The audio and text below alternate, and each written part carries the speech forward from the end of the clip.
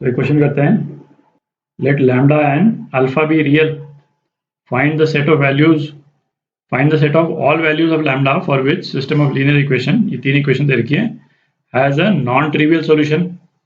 और उसके बाद में है ना किसी एक पर्टिकुलर लैम्डा की वैल्यू के लिए अल्फा की भी वैल्यूज निकालनी।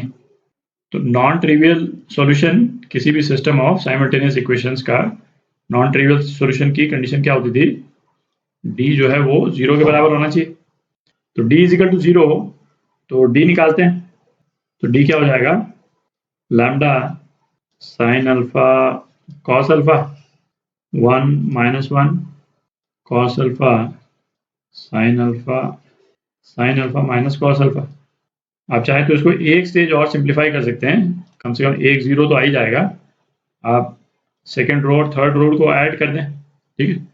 तो रो 2 को हम रिप्लेस कर रहे हैं रो 2 प्लस रो 3 से। तो फर्स्ट रो तो सेम हो गई, sine alpha cos alpha, second row में ये 0 हो गया, और यहाँ क्या आ गया, sine alpha plus cos alpha, और इधर आ गया sine alpha minus cos alpha, ठीक है। और ये तो सेम ही है, माइनस कॉस अल्फा, ठीक।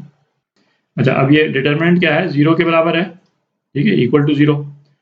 तो इस डिटरमिनेंट को आप खोल दें, 0 से इक्वेट कर दें, तो आपके पास में लैम्डा की क्या वैल्यू आ जाती है ना, उसको मैं लिख देता हूँ यहाँ पे, है ना। ये आ जाएगी आपकी cos square alpha minus sine square alpha plus twice sign alpha cos alpha, ठीक है। तो ये आ जाता है, और इसको अपन क्या लिख सकते हैं, ये कॉस 2 अल्फा हो गया, और ये एक्सप्रेशन क्या हो गया, साइन 2 अल्फा हो गया। तो लैम्डा की ये वैल्यू आ जाती है। तो लैम्डा जो है वो, है ना, साइन और कॉस के टर्म्स में दिया हुआ है। इस तरह से कोई भी एक्सप्रेशन यदि साइन और कॉस के टर्म्स में दिया हुआ है, तो वो एक मैक्सिमा और मिनिमा के बीच में वेरी करेगा, ठीक है, जैसे जैसे अल्फा वेरी करेगा।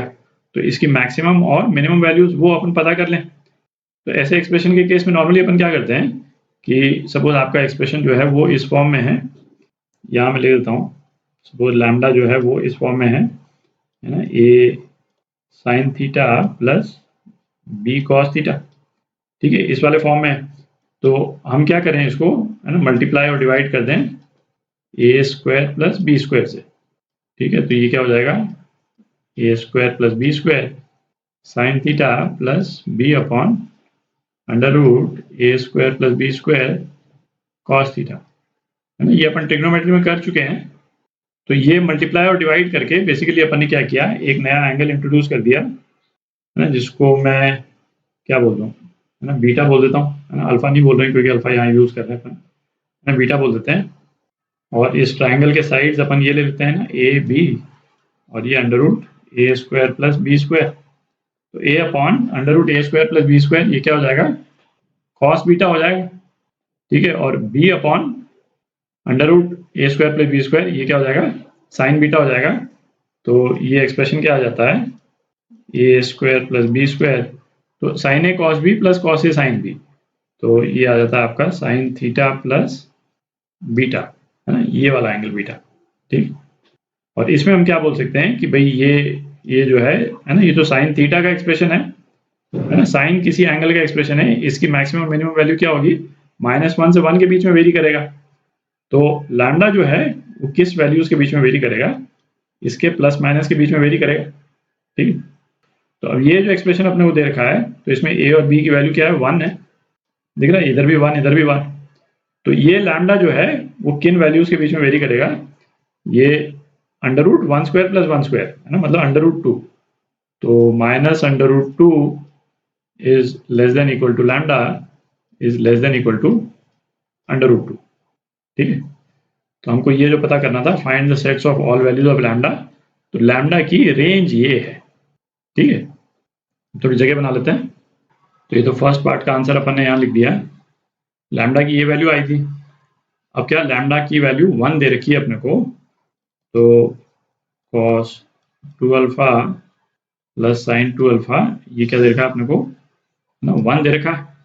अल्फा की सारी वैल्यूज अपने को पता करनी, तो इसको अपन क्या लिख सकते हैं, under root 2 1 by under root 2, पहले मैं साइन लिख रहा हूँ और प्लस 1/√2 cos 2 अल्फा, ठीक है, ये 1 के बराबर, तो ये क्या आ जाएगा, sin 2 alpha cos π/4 plus cos 2 alpha sin π/4, और ये क्या 1/√2 के बराबर, तो ये क्या आ गया अपने पास में, है ना, sin a cos b plus cos a sin b, sin 2 alpha plus π/4, और ये किसके बराबर आ गया आपका, sin π/4 है, तो साइन की क्या वैल्यू लिखेंगे अपन, है ना, 0 से 2 पाई के बीच में साइन की वैल्यू 1/√2 जो है वो 2 बार होती है ना, π/2 प्लस माइनस π/4, ठीक है, और इस वाले एंगल में फिर हम 2n पाई भी ऐड कर देंगे, है ना, जनरल अल्फा की वैल्यूज निकालने के लिए।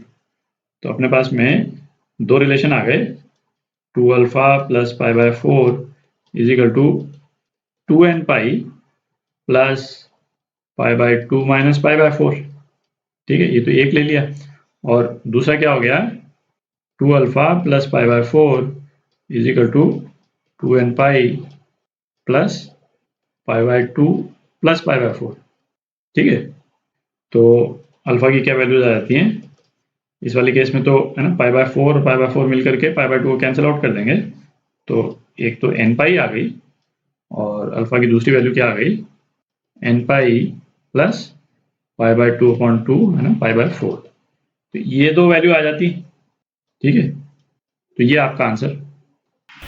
तो बेसिकली ये तो ट्रिग्नोमेट्री का ही क्वेश्चन हो गया।